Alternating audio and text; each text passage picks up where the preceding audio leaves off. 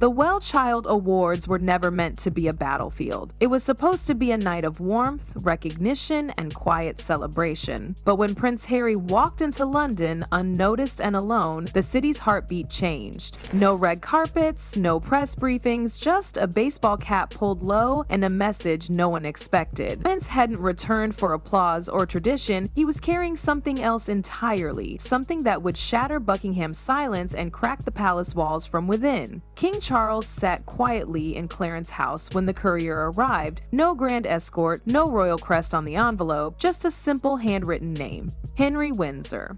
The letter asked for one thing: a private meeting. No Meghan, no advisors, no cameras, just father and son in a sealed room. Charles didn't say a word. He stared at the paper for a long time, then gave the order. The meeting was on. But William was furious. He was in the room when Charles read that letter. His voice cut through the quiet like a sword.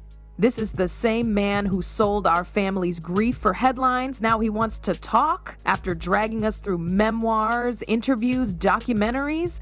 What's left to say? Charles didn't argue. He didn't defend Harry. He just said it has to be done and walked away. That was the moment William knew this wasn't just a family reunion. It was something bigger. A war was coming, and this was the first move. The next day, Windsor Castle's western wing held a different kind of meeting. No aides, no note takers, just two men divided by blood and 1,000 choices. Charles looked regal as ever, but tired. Harry looked strong, but haunted. They didn't hug, they barely even made eye contact. And when they spoke, it wasn't forgiveness on the table. It was strategy, tension, fire. "I'm not here to say sorry," Harry said. "I'm here to show you the truth." Charles didn't flinch. "If you're here to make a threat, we're done before we begin." But Harry kept going. He had a new book, spare too, pages full of emails, documents, private letters, and unless Charles did one small thing, record a short message confirming he never intended to strip Harry of his royal titles, those pages would go to print. Harry called it an offer. Charles saw it as blackmail. Silence fell like a hammer. Charles stared at his son, not with rage but heartbreak, the kind of pain only a father knows when he realizes the boy he raised isn't coming back. "I protected you your whole life," he said softly. "But you've turned that protection into a bargaining chip."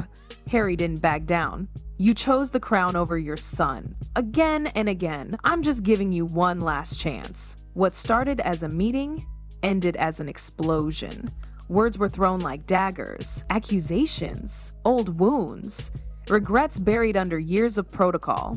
And when it was over, Charles didn't ask him to stay. He didn't say goodbye. He just stood there, fists clenched, watching his son walk out of the room, with nothing but that leather notebook in his hand. William showed up shortly after. The king hadn't moved. His eyes were still locked on the door. "Has he gone?" he asked. William nodded, but he wasn't calm. He pulled out his phone and made a single call. "Follow him, watch every move, and get proof." Because William knew Harry hadn't come back for healing.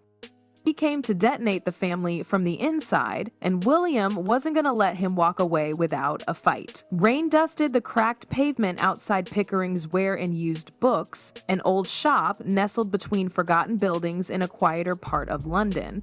Inside, the dim lights flickered against shelves of worn spines and handwritten price tags. At the back, near a round wooden table and a crackling fireplace, Harry sat across from a man the royal family had hoped would never return to his orbit: Thomas Albridge. Former publisher, trusted confidant, and now editor of something that shouldn't exist.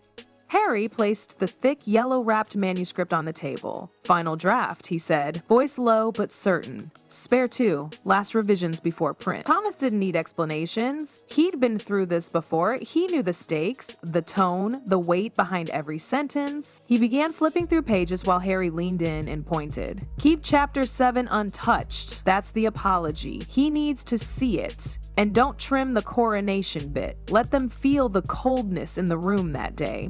Thomas nodded, making quiet pencil marks. He didn't question the ethics or the risk. He was there to shape words, not judge the fire behind them. But they weren't alone. A black car sat 2 blocks away. Inside, a plainclothes man held a pair of binoculars, snapping stills every few minutes. William's aide, the same one who'd been told, "Don't interfere, just capture everything." And he did. Every nod, every marked page, every flash of the manuscript's title in Harry's hand, recorded and already uploading to a secure server. Back at Clarence House, William reviewed the footage in silence. The screen showed Harry pointing at specific paragraphs, nodding with deliberate calm. William didn't flinch, but when he paused the footage on a single frame, Harry's hand resting on the bold inked title spare 2, his jaw clenched. "He's weaponizing her again," William muttered. "He's using our mother." No rage, just a cold fire. A decision made in the absence of a father and now on behalf of a crown. Without telling Charles, William left for the bookstore. No press, no escort, just a long coat, soaked shoulders, and a storm building behind his eye. The bell above the bookstore door jingled as he entered. Customers barely looked up. Harry didn't either at first. When he did, he didn't rise. He simply raised an eyebrow, calm and unreadable. "Didn't expect you to show up this quickly." William stepped up to the table. No greetings, no pleasantries. His voice was flat, sharp. "You're writing another memoir while begging father for forgiveness. Do you even hear yourself?" Harry's expression didn't waver. He nudged the manuscript slightly toward Thomas. "It's not begging, it's balance. I just want the truth out." William slammed both hands on the table. The manuscript jumped. A few pages fluttered free like startled birds in a cage. "You're publishing private conversations." His words he said to you as a father, now wrapped in chapters for people to dissect. How do you think that's brave? That's betrayal. Around them, silence. A couple in the corner quickly exited, a clerk ducked behind the counter, and Thomas, caught in the middle, simply froze. William didn't hesitate. He grabbed the manuscript. "I'm taking this." Harry rose instantly. "Give it back."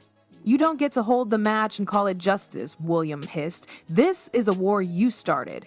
Harry didn't fight, didn't yell, just stared, breathing heavier, fists clenched. William turned, holding the manuscript tight like a relic. At the door, he stopped. "You already buried mother once with silence. Don't bury father with your words." And then he was gone, the bell above the door tolling like a warning. Heavy rain swept across the palace courtyard as William's shoes echoed down the corridor of Clarence House. His coat dripped onto the marble floor, one hand still gripping the soaked manuscript like it might dissolve if loosened. Inside the king's study, Charles sat alone, silhouetted against the glow of the fireplace. His fingers were laced under his chin, eyes blank, face pale. William entered without knocking. He placed the manuscript on the table in front of his father and stepped back. Charles stared at it without touching. The paper had warped from moisture, some ink smudged, but the title remained clear. Spare 2, last revisions before printing. A subtitle of betrayal wrapped in bold lettering. He reached forward, his hand slow, deliberate. He flipped through the marked pages. Words he had said, once in private, once in pain, now formatted into neat paragraphs and quotation marks. Lines meant for a son, words whispered in trust, now sliced open and placed into view for millions. A deep breath escaped him. Then, a roar. Charles slammed the manuscript to the floor with such force that the table shook. "He's trampling everything," he growled, voice cracking with something that sounded less like anger and more like heartbreak. "He wants to set fire to the family and warm himself by the ashes." William said nothing. The rage in his father's voice didn't need company. It had aged him. Lines deepened, posture slouched, not of a king but a father defeated. By sunrise, a decision had been made. An emergency meeting was called. In a cold room lined with portraits of monarchs past, Charles walked in, not as a grieving parent but as head of the institution. William, Princess Anne, the royal secretary, and a legal advisor sat in wait. The manuscript lay in the center of the table. No one needed to ask what it was. Charles stood tall and spoke plainly. "From this moment forward, Prince Harry will no longer represent this family in any capacity. The palace is no longer his place." No one objected. Anne gave a quiet nod. The secretary merely bowed his head. The lawyer took notes but said little. It wasn't just a personal decision, it was a constitutional act. A wall had been raised, a royal bond cut at the root. That evening, Buckingham Palace issued a statement. The king would speak at 6:00 p.m. At the top of the hour, Charles stepped out alone into the gray light. No Camilla, no William, no ceremonial fanfare, just a man in a deep navy suit, his voice firm and clear. Family is not a currency to be traded for fame, and tradition is not a commodity for publication. Then the line that echoed across the nation. I regret to announce that Prince Harry will no longer serve as a representative of the British royal family. The world watched in silence. There were no cheers, no tears, only the sound of cameras snapping and news tickers rewriting history in real time. In California, Harry read the news alone. Meghan was nowhere in the frame. His phone buzzed endlessly, but he ignored every call. The draft had been lost. William had it. The publisher dropped the deal. Even Thomas Albridge stopped replying. A week later, Harry returned to Heathrow, hood pulled low, dragging a single suitcase. No one waved, no farewell. The press barely covered it. The headlines had moved on. That night, a cleaner at Pickering's bookstore found a ruined bundle in the trash.